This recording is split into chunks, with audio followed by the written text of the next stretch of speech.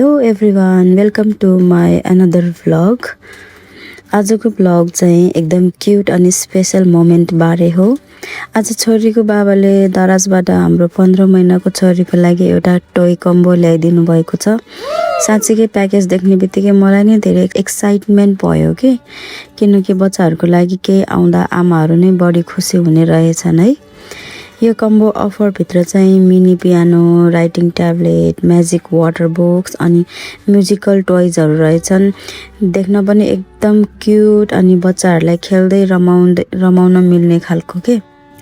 अहिलेको समयमा बच्चाहरू धेरै मोबाइलतिर एट्र्याक्ट हुन्छन्, त्यसैले यस्ता टोइजले बच्चाहरूलाई बिजी मात्रै होइन, एक्सप्लोर गर्न, नयाँ कुरा सिक्न अनि खेल्दै इन्जोय गर्न पनि हेल्प गर्छ जस्तो लाग्यो।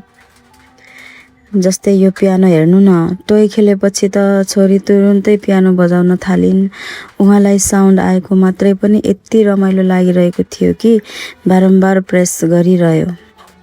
अनि यो पियानोमा चाहिँ तपाईँले एउटा माइक अनि चार्जिङ केबल पनि पाउनुहुन्छ है। पछाडिपट्टि तपाईँले चेक गर्नु होला। अनि यो पियानो चाहिँ ब्याट्रीबाट बज्छ है।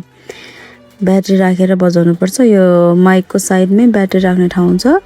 ब्याट्री राखेर तपाईँले यो बजाउन सक्नुहुन्छ। बच्चाहरूलाई एकदम रमाइलो लाग्छ क्या यो पियानो खेलौनाले चाहिँ। अनि सानो बच्चाहरूलाई चाहिँ म्युजिक, सानो साउन्ड अनि लाइटले नेचुरली एट्र्याक्ट गर्ने रहेछ। मैले पनि यो पियानो र यो कम्बो टोय देखेर नै थाहा पाएँ। अनि राइटिङ ट्याब्लेट पनि एकदम युजफुल लाग्यो मलाई। यसले बच्चालाई हात चलाउन, ड्रइङ गर्न, स्क्रिबल गर्न प्र्याक्टिस हुँदो रहेछ। पेपर फालाफाल पनि हुँदैन। म्याजिक वाटर बक्स त झन् क्युट लाग्यो। पानीले ड्रइङ देखिने भएकाले बच्चाहरूलाई अझ एक्साइटिङ हुँदो रहेछ। तर अनेस्टली भन्नुपर्दा यो सरप्राइज छोरीले भन्दा पनि मैले बढी फिल गरेँ, किनकि ऊ त अहिले भर्खर 15 महिना रनिङ मात्रै हो।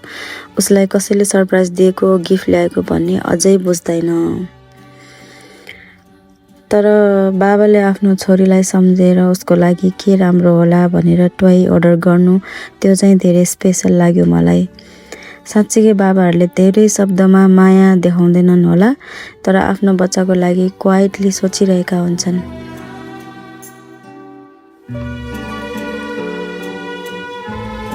काममा बिजी भएर बाहिर हिँड्नुपर्छ, धेरै समय घरमा बस्न पनि पाइँदैन। तर त्यही बिजी बिचमा पनि छोरीलाई यो मन पर्ला भनेर टोय ल्याइदिनु भनेको पनि एउटा माया देखाउने तरिका रहेछ। टोय खोलेपछि छोरीको रियाक्सन हेर्दा त हाम्रो दिन नै रमाइलो भयो। अनि यसमा एज 3+ पनि लेखिरहेको छ कुनै कुनै टोयहरूमा। सो तपाईँले यो चाहिँ 5 इयर्स 6 इयर्ससम्म मजाले बच्चाहरूलाई युज गर्न सक्नुहुन्छ।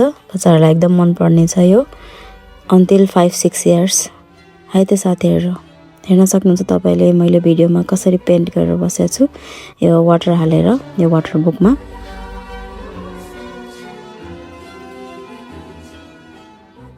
अनि यो पियानोमा चाहिँ अन अफ बटन हुन्छ, जुन चाहिँ त्यो रेड पावर लेखेको छ त्यसमा।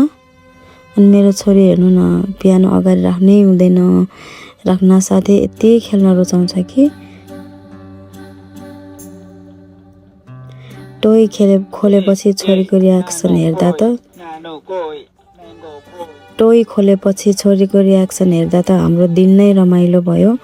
उनी पियानो बजाउँदै, टोय समाउँदै, यताउति खेल्दै कति खुसी भयो कि मेरी छोरी। त्यो सानो स्माइलले नै घरको वातावरण ह्याप्पी बनाइदियो। साँच्चीकै बच्चाहरूलाई खुसी बनाउन धेरै एक्सपेन्सिभ कुरा चाहिँदैन रहेछ। सानो अटेन्सन, सानो टाइम अनि सानो सरप्राइज नै उनीहरूको लागि बिगेस्ट ह्याप्पिनेस हुँदो रहेछ। अनि यस्ता मोमेन्ट क्यामेरामा कैद गरेर राख्नु मन लाग्छ, किनकि पछि यही मेमोरिजहरू सबैभन्दा ब्युटिफुल बन्नेछन्। आजको यो भ्लग हेरेर धेरै पेरेन्ट्सहरूले पनि फिल गर्नुहुन्छ होला कि बच्चाको सानो खुसीले नै बाबाआमाको मन कति धेरै भरिदो रहेछ भनेर। एन्ड अनेस्टली बच्चाहरूलाई टोइज किन्नुभन्दा पनि उनीहरूसँग बिताएको टाइम नै सबैभन्दा प्रिसियस रहेछ। Hope you all enjoyed our little family moments. If you like this vlog, don't forget to like, comment and subscribe. See you in next vlog. Bye everyone.